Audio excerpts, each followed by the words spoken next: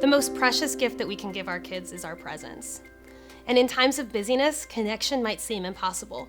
There's school, there's work, there's homework. Maybe your kids have a lot of appointments that they have to go to, maybe you do, extracurricular activities, sports, then there's dinner and bedtime routines, and all these different things that make taking time of connection seem impossible. And a lot of times we like to think, oh, well, we're doing these things together. We're going from activity to activity together. But in reality, in those times of being together, we're not actually spending time just being. We're doing a lot of doing, but we're not being together. We're not making eye contact with each other. We're not actually spending time communicating about what's going on in our worlds. And so we tend to maybe replace presence with busyness, thinking that it's actually going to be the same as spending time with each other. And so I want to challenge you. I want to challenge you to start carving out, even if it's just 5 or 10 minutes a day, of that intentional connection, that presence, that time together that involves things like playing together. And there are a lot of things that we can do in order to facilitate this presence. And here are some examples. The very first thing is put your phone away. Turn off the notifications, put your computer away. If screens are a part of your time together, maybe your child has a video game that they want to show you, that's okay. But as much as possible, try to get away from the screens. Try to do things that get you physically on your child's level. Get on the floor with them, make eye contact. One of the other things that we really like to do with connection and presence is to listen, not just with your ears, but also with your eyes and with your gut. Pay attention to feelings. What's going on with your child? Did they just have a hard day at school? Are they showing things that maybe they're not ready to talk about, but that it's clear that they're having some negative feelings? Maybe they feel sad. They're disappointed about something. Maybe they're frustrated or they're scared.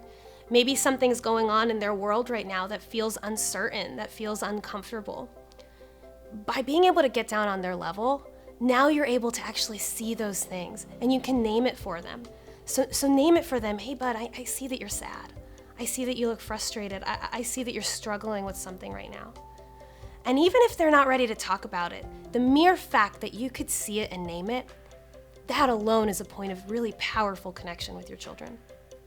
The other thing that we want to do is that if they're excited about something, if they're having really positive emotions and they're looking forward to this time together, or they have something that they've made or that they've experienced that they want to share with you, I invite you to match that with them.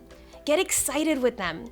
If they want to show you something that they made outside that maybe initially we think is not maybe a big deal, but for them it is, lean into that relationship, into that experience with them. Allow them to guide and to show you what's going on in their world. Other things that we can do is we can play. And we can play games that are structured or we can play games that are unstructured. And I invite you that in this intentional time of connection to allow them to be the leaders. Allow them to choose the rules. Allow them to be the ones that show you how to actually use imaginative play. Create scenarios outside, build a fort. Allow your imagination to take over. Be willing to be silly. Be willing to laugh, to do weird things, to get out of your comfort zone. This time of connection is everything. And it's in these moments of connection that we get a direct window into what's going on into our kids' world. A lot of times we think that that's going to happen through talking, and for some of your kids, maybe that's true. But for most children, that time of connection is going to happen in play. It's going to happen in getting down on their level, and then they can show you what's happening in their worlds. And now, for many of us, this time of presence is very uncomfortable. It might feel vulnerable. It might feel out of your own comfort zone.